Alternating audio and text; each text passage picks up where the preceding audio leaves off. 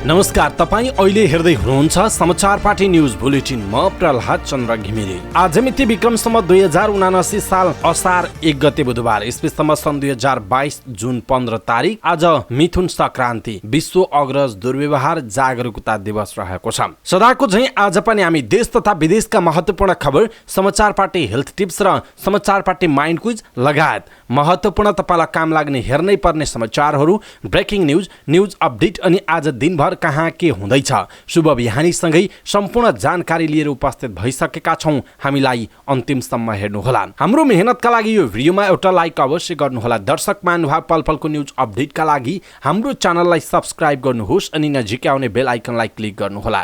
देशभित्रबाट हेरिरहनु भएको छ भने आफू रहेको गाउँ, ठाउँ, शहर, जिल्लाको नाम लेख्नुहोला। विदेशमा हुनुहुन्छ भने कुन देशबाट हेरिरहनु भएको छ त्यो कुरा तलको कमेन्ट बक्समा कमेन्ट गर्नुहोला। दैनिक रूपमा हेर्नुहुन्छ भने रेगुलर भनेर लेख्नुहोला। आज पहिलोचोटि हेर्दै हुनुहुन्छ भने फर्स्ट टाइम भनेर लेख्नुहोला। आउनुहोस् दर्शक महानुभाव, समाचार पार्टी न्युज बुलेटिन सुरु गरौं मुख्य खबरका शीर्षकहरूबाट।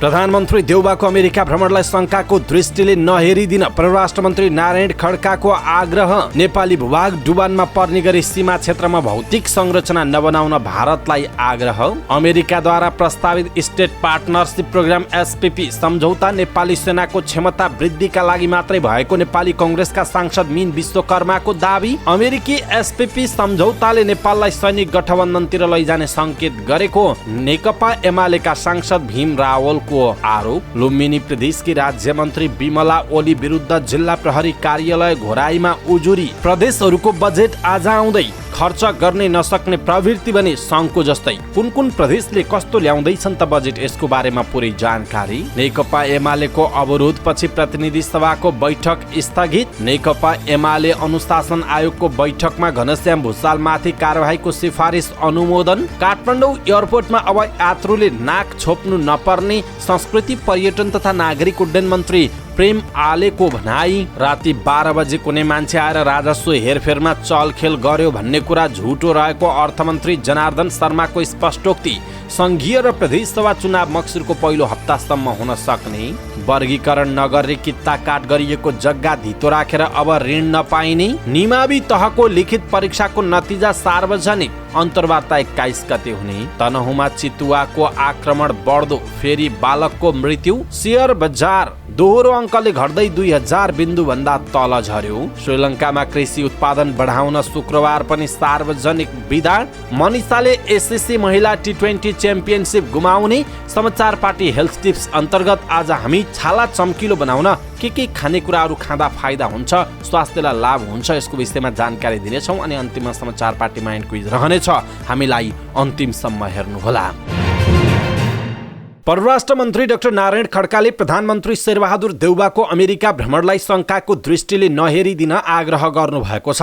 प्रतिनिधि सभामा परराष्ट्र मन्त्रालयका लागि विनियोजित बजेटमाथि सांसदहरूले उठाएका प्रश्नको जवाफ दिँदै उहाँले यस्तो बताउनु भएको हो। मन्त्री खड्काले दुई पक्ष सम्बन्धलाई थप बलियो बनाउन, आपसी सम्बन्धलाई गति प्रदान गर्न र सम्बन्धका नयाँ आयाम ल्याउनका लागि दुई देशको भ्रमण तथा छलफल अपरिहार्य रहेको बताउनुभयो। प्रधानमन्त्री देउबाको अमेरिका भ्रमणका क्रममा एसपीपी सम्झौतामा हस्ताक्षर गर्ने कुनै तयारी नभएको भन्दै मन्त्री खड्काले नेपालको स्वाधीनता, स्वतन्त्रतालाई ध्यान दिएर भ्रमण हुने भन्दै सरकार सार्वभौम सत्ता, स्वाधीनता प्रति गम्भीर रहेको बताउनुभयो। मन्त्री खड्काले अमेरिकी जनरलको नेपाल भ्रमण स्टेट पार्टनरशिप प्रोग्राम एसपीपीमा हस्ताक्षरका लागि नभएको पनि बताउनु भएको छ। यसैबीच नेपाली भूभाग डुबानमा पर्ने गरी सीमा क्षेत्रमा भौतिक संरचना नबनाउन नेपाल सरकारले भारतलाई आग्रह गरेको छ। परराष्ट्र मन्त्रालयका लागि विनियोजित बजेटसँग सम्बन्धित रहेर संसदमा सांसदहरूले सोधेका प्रश्नहरूको जवाफ दिँदै परराष्ट्र मन्त्री डाक्टर नारायण खड्काले नेपालको सहमति बिना सीमा क्षेत्रमा बनिरहेका संरचनाको निर्माण कार्य तत्काल रोक्न आग्रह गरिएको बताउनुभयो। यस्तै मन्त्री खड्काले कालापानी, लिपुलेक, लिम्पियाधुरा क्षेत्रमा एकपक्षीय ढङ्गबाट गरिने निर्णय नेपाल नेपाललाई मान्ने नहुने पनि बताउनु भएको छ। साथै उहाँले महाकाली नदीमा बेपत्ता भएका जयसिंह धामीको सम्बन्धमा आवश्यक सबै पहल भइरहेको जानकारी दिनुभयो। गएको वर्ष साउनमा दार्चुलाको व्यास गाउँपालिका मालघाटमा महाकाली नदी पार गर्दा भारतीय एसएसबीका सुरक्षाकर्मीले तुइन काटिदिँदा धामी महाकाली नदीमा खसेर बेपत्ता भएका थिए। यसैबीच परराष्ट्र मन्त्री खड्काले नेपाल भारत प्रबुद्ध व्यक्ति समूह एपीजीको प्रतिवेदन बुझ्न नेपाल सरकार तयार रहेको पनि बताउनुभयो। नेपाली कांग्रेसका सांसद मीन विश्वकर्माले अमेरिकाद्वारा प्रस्तावित स्टेट पार्टनरशिप प्रोग्राम एसपीपी सम्झौता नेपाली सेनाको क्षमता वृद्धिका लागि भएको बताउनुभयो। संसद भवन नयाँ बानेश्वरमा सञ्चारकर्मीहरूलाई प्रतिक्रिया दिँदै सांसद विश्वकर्माले एसपीपी सम्झौता नेपाली सेनाको सशक्तिकरण, आधुनिकीकरण र सैन्य क्षमता वृद्धिका लागि भएको बताउनु भएको छ। सांसद विश्वकर्माले संयुक्त राष्ट्रसङ्घमा नेपाली सेनाको भूमिका राम्रो रहेकाले सेनाको क्षमता वृद्धिमा अमेरिका लागिरहेको उल्लेख गर्नुभयो। नेकपा एमालेका सांसद भीम रावलले अमेरिकाद्वारा प्रस्तावित स्टेट पार्टनरशिप प्रोग्राम एसपीपी सम्झौता गरिए देशको परराष्ट्र नीति नै ध्वस्त भएर जाने बताउनुभयो। संसद भवन नयाँ बानेश्वरमा सञ्चारकर्मीहरूलाई प्रतिक्रिया दिँदै उहाँले एमसीसी पारित गर्दा नै नेपाललाई अमेरिकी हिन्द प्रशान्त रणनीतिको अङ्ग बनाएर नेपालको स्वतन्त्र परराष्ट्र नीतिलाई ध्वस्त गर्ने काम हुँदैछ भन्ने आशंका गरेको उल्लेख गर्दै एसपीपीको दफा र घटनाक्रमले पनि त्यस्तै सङ्केत गरेको उहाँले बताउनुभयो। उहाँले यस विषयमा सरकारले यथार्थ स्पष्ट गराउनु पर्ने भन्दै नेपालको स्वतन्त्र परराष्ट्र नीतिमाथि आँच पुर्याउने त्यस्तो कुरा कदापि स्वीकार्य हुन नसक्ने पनि उल्लेख गर्नुभयो। दाङको तुलसीपुर उपमहानगरपालिका 5 की मीना भण्डारी बस्नेतले लुम्बिनी प्रदेशकी राज्यमन्त्री विमला खत्री ओली विरुद्ध जिल्ला प्रहरी कार्यालय घोराईमा उजुरी दिनुभएको छ। मीनाले आफू र छोरीमाथि अनाहकमा घरभित्रै पसेर कुटपिट गरेको तथा घरका सरसामान जथाभावी फालिदिएको भन्दै ओली विरुद्ध किटानी जारी दिएको प्रहरीले जनाएको छ। मीनाका पति एकराज बस्नेत भने सम्पर्कविहीन रहेको र उनको खोजी भइरहेको प्रहरीले जनाएको छ। राज्यमन्त्री ओलीलाई बुटवल पठाइएको छ। विमलाले बिहान तुलसीपुर नगरपालिका वडा नम्बर 5 का एकराज बस्नेतको घरमा गएर एकराजकी श्रीमती मीना भण्डारी बस्नेत र उनकी छोरीलाई हातपात गरेपछि प्रहरीले पक्राउ गरेको हो। विमलाको कुटाइबाट मीनाको अनुहार र छातीमा चोट लागेको र कपडा च्यातिएको प्रहरीले जनाएको छ।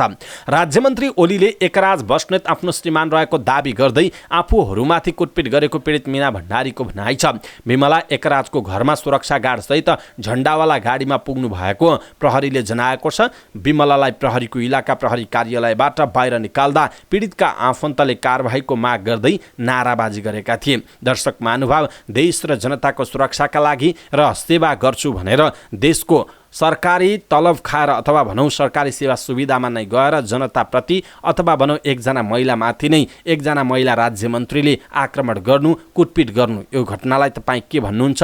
एउटा जनतालाई मन्त्रीले कुटेको यो घटना एउटा आश्चर्यजनक पनि छ र यसप्रति तपाईँको धारणा के छ? आफ्नो धारणा तलको कमेन्ट बक्समा कमेन्ट गर्नुहोला। प्रदेश सरकारहरूले आफ्नो कार्यक्रमको अन्तिम बजेट आज प्रदेश सभामा प्रस्तुत गर्दैछन्। प्रदेश सरकारहरूले असार 1 मा आगामी आर्थिक वर्षको बजेट प्रदेश सभामा प्रस्तुत गर्नुपर्ने प्रावधान छ। सोही अनुसार 7वटै प्रदेशको बजेट आज सार्वजनिक हुनेछ। यो बजेट वर्तमान संसद आएपछि गठन भएका प्रदेश सरकारहरूको अन्तिम बजेट हो। आगामी आर्थिक वर्षमा प्रदेशमा समेत निर्वाचनको माहौल हुनेछ। सोही कारण प्रदेश सरकारहरूले लोकप्रिय र वितरणमुखी बजेटलाई प्राथमिकता दिँदै गरेको बताइएको छ। त्यसो त प्रदेश नम्बर 1 को प्रदेश सरकारले संघीय सरकारले कृषिमा आत्मनिर्भर हुने कार्यक्रमलाई प्राथमिकता राखेसँगै प्रदेश 1 सरकारले समेत कृषिलाई बजेटमा उच्च प्राथमिकता दिने जनाइएको छ। आगामी वर्ष खोरेत रोग मुक्त अभियान चलाउने घोषणा गरेको प्रदेश 1 सरकारले स्थानीय तहसँगको समन्वयमा एकीकृत बजारीकरण मोडेल सुनिश्चित गर्ने प्रदेश सरकारको नीति रहेको छ। त्यस्तै उदयपुर सिमेन्ट कारखानाको उत्पादन क्षमता बढाउने र क्लिङ्कर उत्पादन गरी निर्यात प्रवर्धन गर्न सम्भाव्यता अध्ययन गर्ने आगामी आर्थिक वर्षमा प्रदेश सरकारले गर्ने प्रदेश सरकारको लक्ष्य छ। यसैबीच मध्य प्रदेश सरकारले किसान लक्षित केही लोकप्रिय कार्यक्रम बजेट मार्फत घोषणा गर्दैछ, जसमा कृषि भूमिमा सिँचाइ गर्ने प्रयोजनका लागि मिटर जडान गर्नु परेमा मिटरको शुल्कमा 75% अनुदान दिने योजना रहेको छ। त्यस्तै प्रदेशमा एक बिन्दु सेवा केन्द्रको माध्यमबाट उद्योग दर्तादेखि खारेजीसम्मको प्रक्रिया एकै स्थानबाट प्रदान गर्ने कार्यक्रम बजेटमा समेटिने भएको छ। स्वास्थ्यमा टोल क्लिनिक चलाउने भनेको सरकारले स्वास्थ्य सुधार योजना अनुसार स्वास्थ्य केन्द्रमा 1 MBBS चिकित्सक राखेर सेवा दिने बताएको छ। यता बागमती प्रदेशले कृषि क्षेत्रको उत्पादन र उत्पादकत्व बढाउन चक्लाबन्दी खेतीलाई प्रोत्साहन गर्ने गरी बजेट ल्याउने भएको छ। बागमती प्रदेश सरकारले बाँझो जमिन बैंक स्थापनाको अवधारणा समेटेको छ। धादिङको धार्के र काभ्रेको मण्डन देउपुरमा शीत भण्डारण सहितको कृषि बजार स्थापना गरिने बताइएको छ। यता गण्डकी प्रदेश सरकारले महिलालाई व्यावसायिक कृषिमा आकर्षित गर्न विशेष कार्यक्रम ल्याउने तयारी गरेको छ। महिलाको रोजगारी कृषिको जिम्मेवारी नारासहित बाँझो जमिन तथा अन्य जमिनमा महिलाले सामूहिक खेती गरेमा उनीहरूले गर्ने उत्पादनको आधारमा अनुदान दिने प्रणाली सुरु गर्ने प्रदेश सरकारको तयारी छ। यस्तै पोखरा अन्तर्राष्ट्रिय विमानस्थलको सञ्चालनका लागि आवश्यक समन्वय र सहजीकरण गर्दै विमानस्थलदेखि फेवातालसम्म द्रुत मार्ग निर्माणको अध्ययन गर्ने कार्यक्रम बजेटमा राखिने भएको छ। त्यस्तै रत्न मन्दिर र हिमागृहलाई सर्वसाधारणको अवलोकनका लागि खुल्ला गर्ने सरकारको तयारी छ। कृषि पर्यटन प्रवर्धन गर्ने भनेको सरकारले कालीगण्डकी नदीमा जल यातायात सञ्चालन गर्ने कार्यक्रम बजेटमा राख्दैछ। उता लुम्बिनी प्रदेश सरकारले आगामी आर्थिक वर्षमा 12,000 रोजगारी सृजना गर्ने गरी बजेटमा घोषणा गर्दैछ। लघु घरेलु तथा साना उद्योगको प्रवर्धनबाट यस्तो रोजगारी सृजना हुने सरकारको विश्वास रहेको छ। गौतम बुद्धको जन्मस्थल लुम्बिनीलाई केन्द्र बनाएर बृहत बुद्ध सर्किट र प्रदेशका सबै जिल्लाका पर्यटकीय गन्तव्य जोड्ने 2200-2400 पर्यटकीय सर्किट निर्माण गर्ने प्रदेश सरकारको तयारी छ। त्यस्तै कर्णाली प्रदेश सरकारले प्रदेशभित्रको हवाई सेवालाई भरपर्दो सुलभ र सहज बनाउन सुर्खेत विमानस्थलबाट प्रदेशभित्रका अन्य विमानस्थलमा हुने हवाई उडान सङ्ख्याका आधारमा मापदण्ड बनाएर हवाई सेवा प्रदायकलाई सहुलियत दिने तयारी गरेको जनाइएको छ। चलचित्र छायाङ्कनका लागि छनौट भएका दैलेख र कालीकोटको सङ्गमस्थल महाबु क्षेत्रमा पूर्वाधार बनाउन समेत प्रदेश सरकारले बजेट राख्ने बताइएको छ। त्यस्तै सुदूरपश्चिम प्रदेशले आगामी आर्थिक वर्ष 2079-80 मा प्रदेशभित्र मोनोरेल सञ्चालनको सम्भाव्यता अध्ययनमा बजेट राख्ने भएको छ। साथै पूर्व पश्चिम राजमार्ग अन्तर्गत चिसापानी अत्तरिया गड्डा चौकी खण्डलाई 4 लेनमा स्तरोन्नति गर्न समेत बजेट राख्ने प्रदेश सरकारको तयारी छ। दलित बादी राउटे राजी सोनाहा मुक्त कमैया कमलरी हलिया र विपदको उच्च जोखिममा रहेका नागरिकका लागि सुरक्षित आवास निर्माणको योजना समेत सुदूरपश्चिम प्रदेश सरकारको बजेटमा समेटिने भएको छ।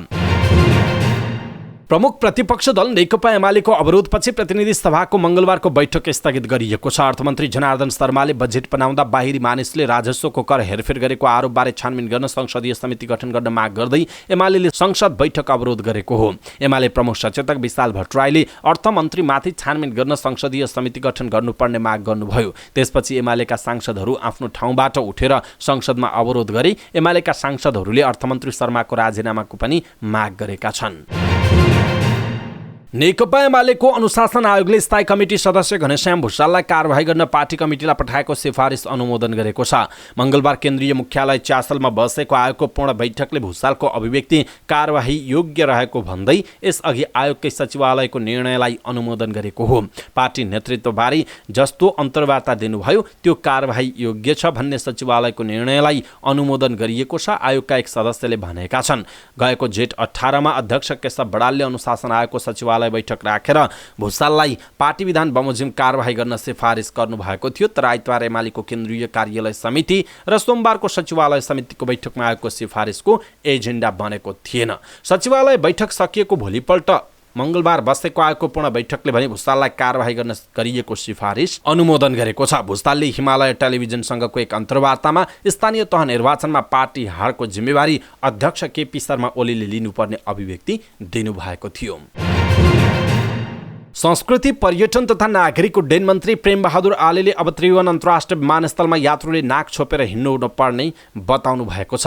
काठमाडौँ विमानस्थलमा कार्यरत निजी क्षेत्रका 152 जना सरसफाई कर्मचारीलाई दिइएको 10 दिने अन्तर्राष्ट्रिय स्तरको सफाई तालिमको प्रमाणपत्र हस्तान्तरण कार्यक्रममा बोल्दै मन्त्री आलेले त्रिभुवन अन्तर्राष्ट्रिय विमानस्थलमा फोहोरका कारण अब नाक छोप्नुपर्ने अवस्थाको अन्त्य भएको बताउनुभयो। विमानस्थलमा सरसफाई सम्बन्धी काम गर्ने कर्मचारीलाई वर्षेनी पुरस्कारको व्यवस्था मिलाउन समेत मन्त्री आलेले विमानस्थल प्रमुखलाई निर्देशन दिनुभयो। उहाँले सरसफाईको कुरामा कामदार मात्र दोषी नहुने भएकाले सबै मिलेर काम गर्नुपर्ने उहाँको भनाइरहेको छ। अर्थमन्त्री जनार्दन शर्माले बजेट निर्माणमा अनाधिकृत व्यक्तिलाई संलग्न गराएको भन्ने कुरा अत्यन्तै भ्रामक, झुटो र कपोकल्पित भएको भन्दै यसको खण्डन गर्नुभएको छ। बजेट निर्माणमा अनाधिकृत व्यक्तिलाई संलग्न गराइएको भन्दै प्रमुख विपक्षी दल नेकपा एमाले राजीनामा माग गरिरहेका बेला अर्थमन्त्री शर्माले यस्तो स्पष्टीकरण दिनुभएको हो। प्रतिनिधि सभाको बैठकमा मंगलबार समय मागेर बोल्दै उहाँले बजेट निर्माणका लागि अर्थ मन्त्रालयमा अर्थ सचिव र राजस्व सचिवको नेतृत्वमा टिम परिचालन हुने र उनीहरूले तयार गरेको बजेटमा अर्थमन्त्रीको हैसियतमा आफूले सरकारको नीति र भिजन मात्रै दिने अधिकार भएको र त्यही अनुसार काम गरिएको उहाँले बताउनु भएको छ। अर्थमन्त्री शर्माले कार्य सम्पादन नियमावलीले आफूलाई बजेट निर्माण गर्नका लागि अधिकार दिएको र त्यही अधिकार मात्र आफूले प्रयोग गरेको पनि पटक पटक दोहोर्याउनु भएको छ। निर्वाचन आयोगले आउँदो मक्सिर पहिलो हप्तासम्म संघीय र प्रदेश सभा चुनाव गर्ने तयारी गरेको छ। पत्रकार सम्मेलनमा बोल्दै आयोगका प्रवक्ता शालिग्राम शर्मा पौडेलले संघीय र प्रदेश सभाको चुनाव आउँदो मक्सिर पहिलो हप्तासम्म गर्ने गरेर आन्तरिक तयारी थालेको बताउनु भएको हो। प्रवक्ता पौडेलले आयोगले निर्वाचन कानुन अनुसार दिएको परामर्शमा सरकारले चुनावको मिति घोषणा गर्ने भएकाले आयोगले आन्तरिक तयारी गरिरहेको पनि स्पष्ट पार्नुभयो। त्यस्तै आयोगले संघीय र प्रदेश सभा चुनावलाई मध्यनजर गरी असार 1 गतेदेखि मतदाता नामावली संकलन र अध्यावधि गर्ने कार्यक्रम सुरु गर्ने भएको छ। प्रवक्ता पौडेलले असार 1 गतेदेखि सबै निर्वाचन कार्यालय र सबै जिल्ला प्रशासन कार्यालय एवं 73 वटा इलाका प्रशासन कार्यालयबाट मतदाता नामावली संकलन र अध्यावधि गर्ने कार्यक्रम सुरु गर्न लागेको जानकारी दिनुभएको छ। सरकारले बैंक, वित्तीय संस्था वा सहकारी संस्थामा धितो बन्धक राख्दा खेतीयोग्य वा गैर खेतीयोग्य क्षेत्रको वर्गीकरण गरेर मात्र लिखित पारित गर्नुपर्ने व्यवस्था गरेको छ। यस्तो निर्णय भएसँगै अब कृषियोग्य भूमिको धितो राखेर बैंक तथा वित्तीय संस्थाबाट ऋण नपाइने भएको छ। सरकारले कृषि क्षेत्र नतोकिकन घर जग्गाका लागि जग्गाको कित्ता काट गर्न नपाउने व्यवस्था गरेको हो। घर जग्गाको नाममा कृषि क्षेत्र क्रमशः घट्दै गइरहेका बेला सरकारले खेतीयोग्य जग्गा वा गैर कृषि क्षेत्र निर्धारण गर्ने प्रयोजनका लागि स्थानीय भू उपयोग परिषद, भू उपयोग ऐन 2076 र भू उपयोग नियमावली 2079 ले तोकेको मापदण्ड अनुसार कृषि क्षेत्र र गैर कृषि क्षेत्र वर्गीकरण गर्नुपर्ने निर्णय गरेको बताइएको छ। शिक्षक सेवा आयोगले निम्न माध्यमिक तह द्वितीय श्रेणी शिक्षक पदको मिति 2078 चैत 21 गते लिएको आन्तरिक प्रतियोगितात्मक लिखित परीक्षाको नतिजा सार्वजनिक गरेको छ। आयोगले लिखित परीक्षामा उत्तीर्ण हुनेको अन्तर्वार्ता आगामी असार 21 गते हुने जनाएको छ। परीक्षाको नतिजामा चित्त नबुझी पुनर्योग गर्न चाहने उम्मेदवारले असार 6 गतेसम्म कार्यालय समयभित्र तोकिएको राजस्व तिरी निवेदन गर्न सक्ने बताइएको छ। वस्तुगत उत्तर पुस्तिका OMR सेटमा प्रश्नपत्रको सेट उल्लेख नगरेको वा 2 वा 2 भन्दा बढी सेटमा संकेत गरेका वस्तुगत उत्तर पुस्तिका OMR सेटको रोल नम्बर संकेत गर्ने गोलो घेरामा आफ्नो सही रोल नम्बर जनाउनका लागि मसी भर्दा गल्ती गरी गोलो घेरामा मसी भरेको, 1 भन्दा बढी गोलोमा मसी भरेको वा मसी नै नभरेको कारण रोल नम्बर फरक पर्न गएको उत्तर पुस्तिका रद्द गरिएको आयोगले जनाएको छ। तनहुँको बन्दीपुर गाउँपालिकामा चितुवाको आक्रमणबाट फेरि एक बालकको ज्यान गएको छ। ज्यान गुमाउनेमा बन्दीपुर वडा नम्बर 1 का 5 वर्षीय सुप्रिम थापा रहेको DSP युवराज खड्काले जानकारी दिनुभयो। खेल्दै गरेको अवस्थामा एकाएक हराएका उनलाई प्रहरी र स्थानीय बासिन्दाले खोज्ने क्रममा खेल्दै गरेको ठाउँबाट 200 मिटर माथि छपेली सामुदायिक वनमा मृत फेला पारेका हुन्। बालकको घाँटीमा चितुवाले नङ्ग्रा गाडेको निशाना देखिएको छ। त्यसअघि शनिबार राति र आइतबार चितुवाको आक्रमणबाट बन्दीपुर 1 र 4 मा 2 जना घाइते भएका थिए। पछिल्लो केही दिन यता चितुवाको आक्रमण बढेको बन्दीपुर गाउँपालिका 1 का वडा अध्यक्ष शिवकुमार श्रेष्ठले बताउनुभयो। विक्रमसम्म 2074 फागुन यता चितुवाको आक्रमणबाट तनहुँमा 11 जना बालबालिकाको ज्यान गएको छ भने 14 जना घाइते भएको जनाइएको छ। शेयर बजार मंगलबार पनि घटेको छ। सोमबार 15 अङ्कले घटेको शेयर बजार परिसूचक मंगलबार 36.08 अङ्कले घटेर 1996.25 बिन्दुमा झरेको छ। सबै समूहको शेयर घटेकोमा बीमा, विकास बैंक, उत्पादन, जलविद्युत, व्यापार र होटल तथा पर्यटन समूहको शेयर उच्च अङ्कले घटेको छ। मंगलबार 223 वटा कम्पनीको 41,47,000 किता शेयर 1 अर्ब 18 करोड रुपैयाँमा कारोबार भएको छ। सबैभन्दा धेरै शिवम सिमेन्टको 4 करोड 67 लाख रुपैयाँ बराबरको शेयर किनबेच भएको छ। मंगलबार हिमालयन पावर पार्टनरको शेयर सबैभन्दा धेरै झण्डै 10% घटेको छ। समग्र बजार घटे पनि आँधी खोला लघुवित्तको शेयर 8% भन्दा धेरैले बढेको छ। शेयर बजार मंगलबार 18 महिना यतिकै कम बिन्दुमा पुगेको हो। शेयर बजार 2077 साल पुसको पहिलो हप्तासम्म 1998.43 6.5 बिन्दुमा कारोबार भएको थियो। त्यसपछि गएको असारदेखि फराकिलो अन्तरले नेप्से सूचक र कारोबार रकम समेत बढ्दै गएको थियो। गएको साउन अन्तिमसम्म बजार बढेर 3200 अङ्कमाथि पुगेको थियो, तर चालु आर्थिक वर्ष लागेसँगै निरन्तर रूपमा शेयर बजार घटिरहेको छ। श्रीलङ्काले कृषि प्रवर्धनका लागि शुक्रबार पनि सार्वजनिक बिदा दिने निर्णय गरेको छ। यसअघि हप्ताको शनिबार र आइतबार सार्वजनिक बिदा दिँदै आएको श्रीलङ्काले अब हप्ताको 3 दिन बिदा दिन लागेको चिनिया समाचार संस्था सिन्ह्वाले जनाएको छ। मन्त्री परिषद बैठकले सरकारी कर्मचारीलाई कृषि कर्ममा प्रोत्साहन गरी देशको कृषि उत्पादन बढाउनका लागि शुक्रबार पनि सार्वजनिक बिदा दिने निर्णय गरेको हो। यस्तै सरकारले वैदेशिक रोजगारीमा जान चाहने सरकारी कर्मचारीलाई 5 वर्षसम्म बेतलबी बिदा दिने निर्णय पनि गरेको छ। प्रधानमन्त्री रनिल विक्रमसिंघेले केही दिन अघि आफ्नो देशले चरम खाद्यान्न अभावको सामना गरिरहेको बताएका थिए। विज्ञहरूले पनि अत्यावश्यक खाद्यवस्तुको उत्पादन कम भएकाले आउँदो सेप्टेम्बरदेखि चामल र अन्य खाद्यवस्तुको अभाव हुन सक्ने चेतावनी दिएका छन्। खाद्य अभाव टार्नका लागि श्रीलङ्काले यसअघि नै वृक्षारोपण कम्पनीहरूको स्वामित्वमा रहेका र प्रयोगमा नरहेका सबै जग्गामा खेती गर्ने निर्णय गरिसकेको छ। पहिलो पटक सिनियर टिममा परेकी युवा खेलाडी मनिषा उपाध्यायले मलेसियामा हुने एसएससी महिला टी20 च्याम्पियनसिप गुमाउने भएका छिन्। केही दिन अघि मात्र मलेसियामै आइसिसी अन्डर-19 महिला विश्वकप छनौट खेलेर आएकी बायाँ हाते अफ स्पिनर मनिषाले पहिलो पटक सिनियर टिममा अटाएकी थिइन्, तर स्वास्थ्यमा समस्या आएपछि उनले मलेसिया भ्रमण गुमाउने भएकी हुन्। मनिषालाई एपेन्डिक्सको समस्या भएकाले सोमबार मनिषालाई अस्पताल लगिएको र मङ्गलबार होटल लिएर आएको नेपाल क्रिकेट संघले जनाएको छ। उनको अवस्था बेला सामान्य भएको छ। मनिषा अस्वस्थ भएपछि अब 14 सदस्य नेपाली टोली मात्र मलेसिया जानेछ। असार 3 देखि 11 गतेसम्म मलेसियामा हुने च्याम्पियनसिपमा 10 टोलीको सहभागिता रहनेछ भने सहभागी टिमलाई 2 समूहमा विभाजन गरिएको छ। नेपाल रहेको समूह बी मा बहराइन, भुटान, हङकङ र कुवेत छन्। समूह ए मा आयोजक मलेसिया, ओमान, कतार, सिङ्गापुर र युएई छन्। समूह चरणका खेलपछि शीर्ष 2 टोलीले सेमिफाइनल खेल्ने बताइएको छ। समाचार पार्टी न्यूज बुलेटिनमा पालो भएको छ समाचार पार्टी हेल्थ टिप्स। आजको समाचार पार्टी हेल्थ टिप्स अर्थात् स्वास्थ्यसँग सम्बन्धित जानकारीमा हामी छाला चम्किलो बनाउन के खानेकुराहरू खाने त यसको विषयमा जानकारी दिनेछौँ। हामीलाई अन्तिमसम्म हेर्नुहोला अनि सबै नेपालीहरू माझ पुर्याउनका लागि यो भिडियोलाई सक्दो सेयर गर्नुहोला। हामी सबै स्वस्थ, सुन्दर र सफा छाला चाहन्छौँ। यसले हाम्रो आत्मविश्वास बढाउने काम गर्छ। तर हामीलाई छाला चम्किलो कसरी बनाउने र के गर्ने भन्ने कुरा थाहा नहुन सक्छ। के तपाईँले कहिले सोच्नु भएको छ कि छालाको सौन्दर्य बाहिरी स्वास्थ्यका साथै आन्तरिक स्वास्थ्यमा पनि भर पर्छ? हाम्रो शरीर जति स्वस्थ हुन्छ हाम्रो छाला त्यति नै चम्किलो हुन्छ। नियमित हेरचाहले हाम्रो छालालाई स्वस्थ, चम्किलो र सुन्दर बनाउनुका साथै छालालाई समग्रमा राम्रो अवस्थामा राख्न सकिन्छ। हामीले दिनहुँ छालाका कोशिकाहरू फ्याँक्ने भएकाले छालालाई चम्किलो र स्वस्थ राख्न महत्त्वपूर्ण हुन्छ। हाम्रो वातावरणले पनि हाम्रो छालामा ठुलो प्रभाव पार्छ। प्रदूषण, तनाव, हामीले खाने र पिउने तरिका, हामीले सास लिने हावाले पनि हाम्रो छालालाई बिगार्छ। तर यदि हामी चम्किलो छाला चाहन्छौँ भने छालाको हेरचाहका लागि खानामा विभिन्न कुराहरू समावेश गर्न सकिन्छ। जस्तो टमाटरमा एन्टिअक्सिडेन्ट उच्च हुन्छ र लाइकोपिनले भरिएको हुन्छ। यसले छालालाई राम्रो बनाउन मद्दत गर्न सक्छ। तपाईँले यसलाई आफ्नो आहारमा दैनिक रूपमा समावेश गर्नुपर्छ, जसले तपाईँको छाला राम्रो बनाउन मद्दत गर्दछ। अर्को हो गाजरमा भिटामिन ए हुन्छ र यसले घाममा परेको छाला, बुढ्यौली छाला र चाउरी पर्नबाट रोक्नका लागि धेरै उपयोगी साबित हुन सक्छ। भिटामिन ए ले तपाईँको छालालाई स्वस्थ र चम्किलो बनाउँछ। अर्को हो काँक्रो पानीले भरिएको खानेकुरा हो जुन छालाको एकदमै स्वस्थकर हुन्छ। यसले तपाईँको छालालाई हाइड्रेट र चिसो राख्दछ। यसले तपाईँको छालालाई मुहासे र युभी विकिरणबाट बचाउँछ।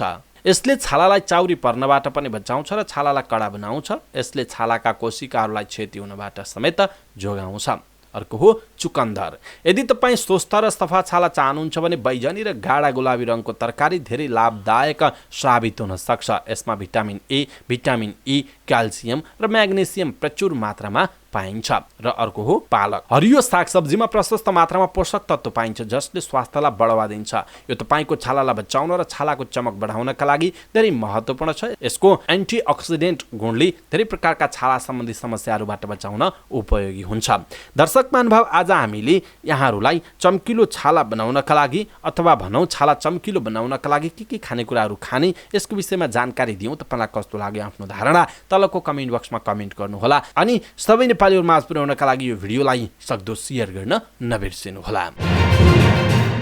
समाचार पार्टी न्यूज बुलेटिनमा पालो भएको छ समाचार पार्टी माइन्ड क्विजको। समाचार पार्टी माइन्ड क्विजमा हिजो हामीले सोधेको प्रश्न छ अर्ना गणना 2021 अनुसार नेपालमा हाल कति अर्ना रहेका छन्? यसको सही उत्तर हो 498। समाचार पार्टी माइन्ड क्विजको आजको प्रश्न छ नेपालको पहिलो सार्वजनिक संस्थान कुन हो? नेपालको पहिलो सार्वजनिक संस्थान कुन हो? कृपया आफूलाई लागेको सही उत्तर तलको कमेन्ट बक्समा कमेन्ट गर्नुहोला।